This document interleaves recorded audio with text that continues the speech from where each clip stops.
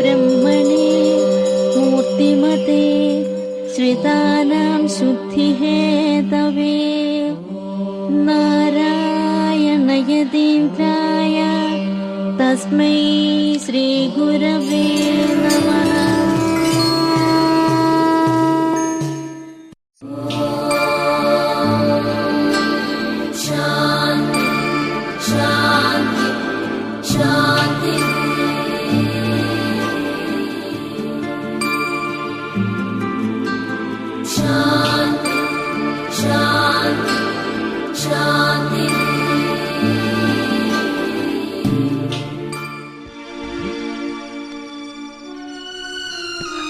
ചെല്ലോ, നീ വിഷമിച്ചിരുന്നാൽ കുട്ടികൾക്കും അത് പ്രയാസമല്ലേ.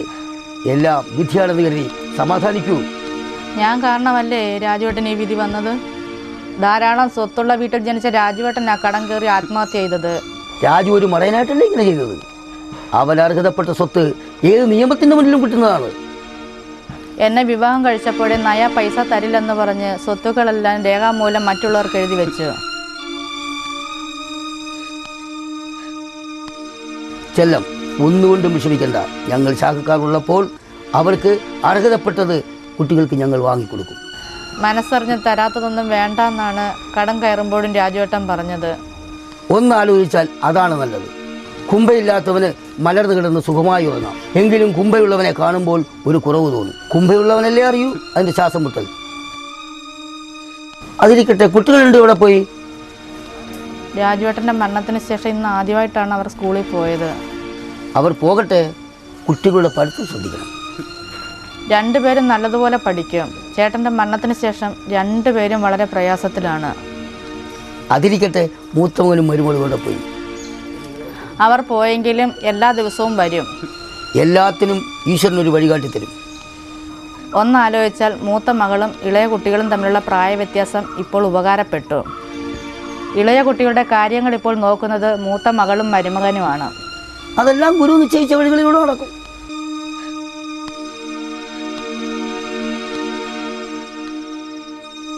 ടെൻഷൻ കൊണ്ട് മാഷൊന്നും ഇരിക്കാൻ പോലും പറഞ്ഞില്ല.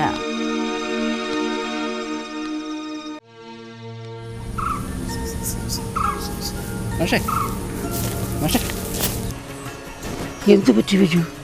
മീശയ്ക്കും കെടുത്തല്ലോ. അയ്യോ, എന്തു പറ്റി? ഞാൻ ആകെ ഒന്ന് മാറിയിരിക്കുവാണ്. അതെന്ത് പറ്റി? ഞാൻ ഇഷ്ടപ്പെട്ട പെണ്ണ് മീശ എടുത്ത് കാണുമെന്ന് പറഞ്ഞപ്പം ഞാനങ്ങ് എടുത്തു. അവള് കൊള്ളാമല്ലോ. അവള് തന്നെ കൊണ്ട് മീശ എടുപ്പിച്ചോ? എടി ഭയങ്കര. ആ മരിച്ച മണ്ണുരാജുവിൻ്റെ അനിയത്തിയാണ് ഞാൻ പ്രേമിക്കുന്നത്.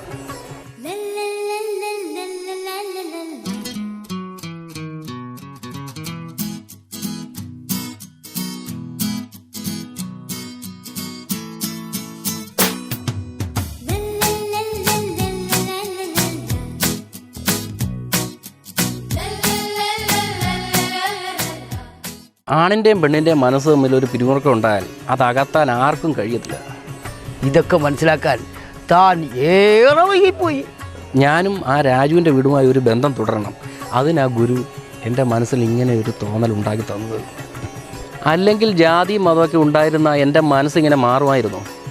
അതാ പറയുന്നത്, നമ്മളൊന്ന് ചിന്തിക്കും, ഗുരു മറ്റൊന്ന് ചിന്തിക്കും.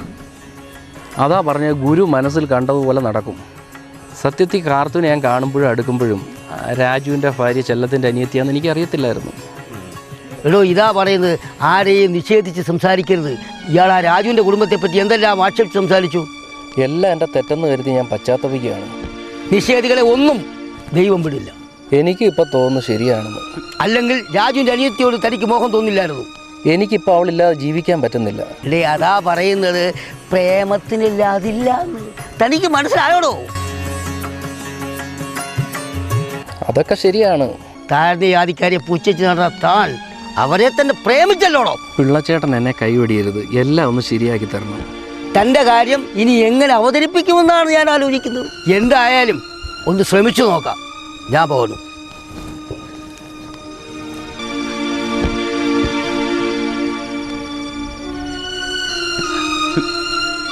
ഇപ്പോൾ ഞാൻ അനുഭവിക്കുന്ന ടെൻഷൻ മാഷിനോട് പറഞ്ഞാൽ മനസ്സിലാകത്തില്ല. ആധുനിക തലമുറയുടെ ഏറ്റവും വലിയ ശാപമാണ് ടെൻഷൻ എന്ന വാക്ക്.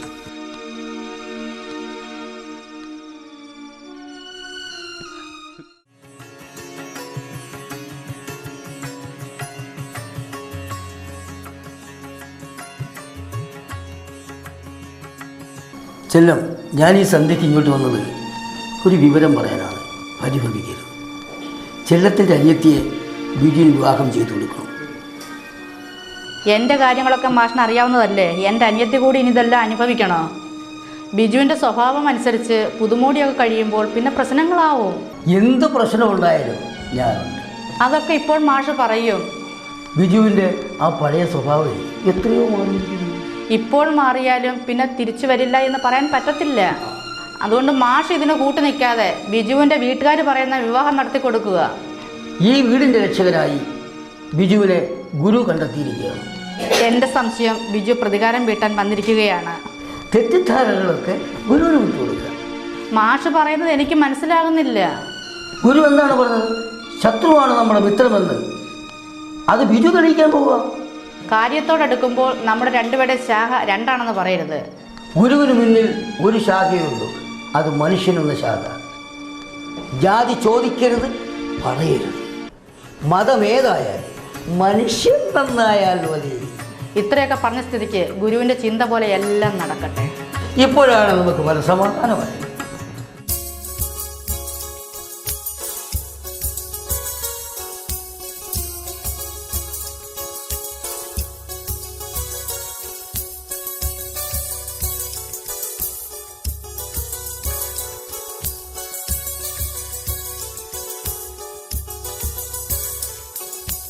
മുനിവരനേ ഗുരുദേവാ, ശിവഗിരി തന്നിൽ നീ നിറയുന്നു പനി നീർമണമായി. ഈ പാരിന്നാകെ ശാന്തി വന്നിടുവാനെന്നും കനിയേണം നീ ഗുരുവേ. മുനിവരനേ ഗുരുദേവാ, ശിവഗിരി തന്നിൽ നീ നിറയുന്നു പനി നീർമണമായി. ഈ പാരിന്നാകെ ശാന്തി വന്നിടുവാനെന്നും കനിയേണം നീ ഗുരുവേ.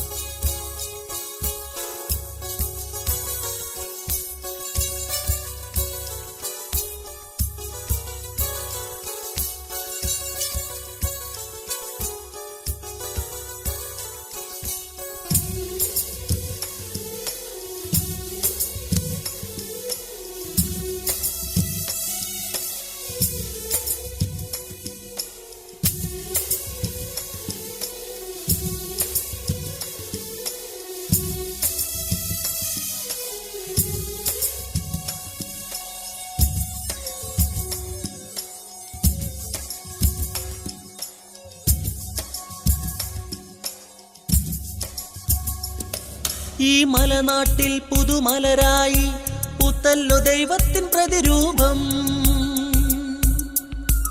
ഈ മലനാട്ടിൽ പുതുമലരായി പൂത്തല്ലോ ദൈവത്തിൻ പ്രതിരൂപം. പരിപാലകനായി നവജ്യോതിസായി ആത്മീയ ജ്ഞാനം നൽകി നീ ദേവാ ദേവാ. കരുണാകര സൂക്തങ്ങൾ പാരിന്നേകിയ ദേവാ, നാരായണ മന്ത്രത്തിൻ ധ്വനികൾ ഉണർത്തിയ മൂർത്തേ, ഞാനിരവും പകലും പാടി നടക്കും നിൻ സൂക്തം ഗുരുദേവാ.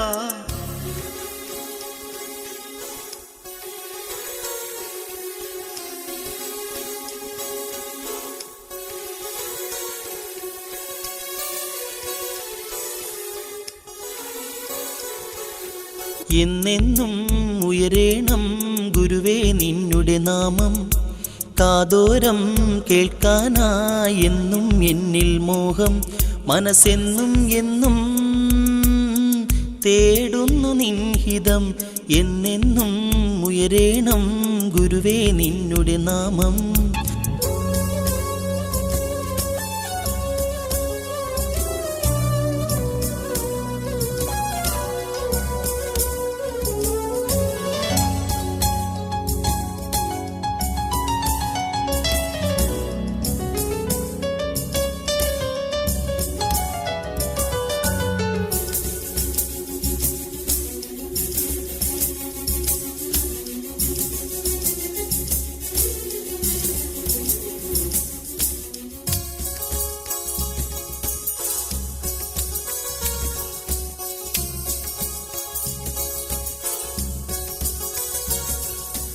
എന്നെന്നും ഉയരേണം ഗുരുവേ നിന്നുടെ നാമം. കാതോരം കേൾക്കാനായി എന്നും എന്നിൽ മോഹം. മനസ്സെന്നും എന്നും തേടുന്നു നിൻഹിതം. എന്നെന്നും ഉയരേണം ഗുരുവേ നിന്നുടെ നാമം. നൽകൂ ദേവാ എന്നാളും നിന്നാദം എന്നിൽ നിറഞ്ഞിടേണം. ആ നാദം നിൻ ഗാനസ്വരങ്ങളായിടേണം. ഞാനിരവും പകലും പാടി നടക്കും നിൻ സ്വന്തം ഗുരുദേവ.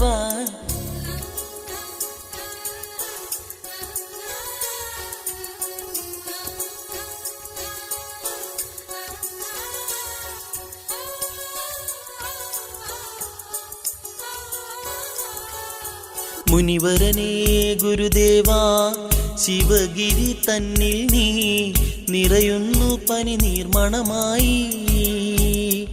ഈ പാരിന്നാകെ ശാന്തി വന്നിടുവാനെന്നും കനിയേണം നീ ഗുരുവേ.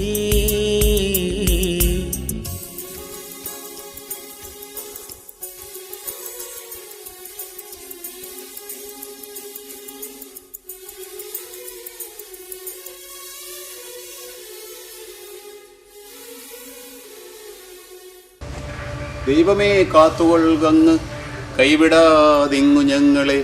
നാവികൻ നീ ഭവാബ്ദിക്കോ രാവിവൻ തോണി നിൻപദം. ഗുരുവിൻ്റെ ആദർശങ്ങൾ ലോകത്തിന് തന്നെ വെളിച്ചമാണ്. ആ പ്രഭയാകട്ടെ നമ്മളിൽ ഓരോരുത്തരിലുമുണ്ട്. പക്ഷേ ആരാണ് ഇവിടെ വഴിമുടക്കാൻ നിൽക്കുന്നത്? ചിന്തിക്കൂ. ഗുരുർ ബ്രഹ്മ, ഗുരുർ വിഷ്ണു, ഗുരുർ ദേവു മഹേശ്വരൻ. ഗുരുവിൻ്റെ ആദർശം എന്നുള്ള നിലയിൽ അരുണിൻ്റെയും സൗമ്യയുടെയും വിവാഹം നടത്തി കൊടുക്കുക എന്നുള്ളതാണ്. അത് ഗുരുവിൻ്റെ ആ പഴയ രീതിയിൽ ആഭരണങ്ങളൊന്നുമില്ലാതെ തുളസിമാല കൊണ്ട് തന്നെ വേണം. അതിന് സൗമ്യയുടെ അമ്മയോട് ആര് പറഞ്ഞാലും അനുസരിക്കുക? ഈ ലോകത്ത് ആര് പറഞ്ഞാലും അനുസരിക്കാത്ത രീതിയാണ് അവരുടേത്. മേൽക്കോയ്മയും പൊങ്ങച്ചവും അവരിൽ നിന്ന് വിട്ടുമാറാൻ ബുദ്ധിമുട്ടാണ്. സമുദായത്തിൻ്റെ പ്രവർത്തനങ്ങളൊക്കെ അവർ മുൻപന്തിയിൽ നിൽക്കുന്നതോ? അതൊക്കെ കെട്ടിയൊരുങ്ങി നടക്കാനുള്ള ഒരു പ്രഹസനം മാത്രമാണ്. ചുമ്മാതല്ല ഏത് മരണ വീട്ടിലും പ്രാർത്ഥനയ്ക്ക് അവർ മുൻപന്തിയിൽ നിൽക്കുന്നത്. സമുദായ പ്രവർത്തനം സാമൂഹ്യ വിരുദ്ധ പ്രവർത്തകർ കൈവശപ്പെടുത്തിയതിൻ്റെ ദൂഷ്യവശങ്ങളാണിതൊക്കെ. അറിവുള്ള ആചാര്യന്മാർ എഴുതിയ പ്രാർത്ഥന പോലും ഇങ്ങനെയുള്ളവർ മരണ വീടുകളിൽ വന്ന് അക്ഷരത്തെറ്റുകളുടെയും വാചകത്തെറ്റുകളുടെയും പൂരപ്പറമ്പാക്കുന്നു. അറിവുള്ളവർ ഉരുവിടേണ്ടത് അറിവില്ലാത്തവരുടെ വായിൽ കൂടെ വരുമ്പോൾ മരണ വീട്ടിൽ പോലും നമ്മൾ സഹിക്കേണ്ടി വരുന്നു. നമ്മുടെ ഗുരുക്കന്മാർ പറഞ്ഞതുപോലെ മരണ വീടുകളിൽ മൗന പ്രാർത്ഥനയ്ക്ക് പ്രാധാന്യം കൊടുക്കുക. ദരിദ്രന് ആഹാരവും വസ്ത്രവും ജഡം മറവിയാനുള്ള സഹായവും പഠിക്കുന്ന വിദ്യാർത്ഥികൾക്ക് പഠന സഹായവും ചെയ്യുക എന്നുള്ളതാണ് നമ്മുടെ ആവശ്യം. ആരെതിർത്താലും അരുണിൻ്റെയും സൗമ്യയുടെയും വിവാഹം നമ്മൾ പറഞ്ഞതുപോലെ നടത്തണം.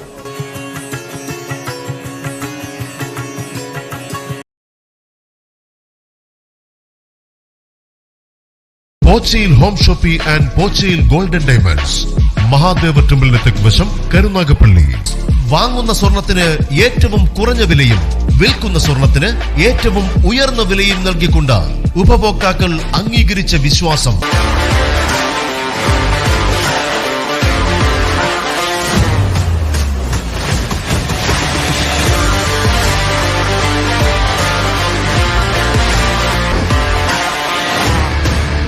Pochayil Home Shoppe and Pochayil Golden Diamonds, Mahadeva ടെമ്പിളിന് തെക്കുവശം, കരുനാഗപ്പള്ളി.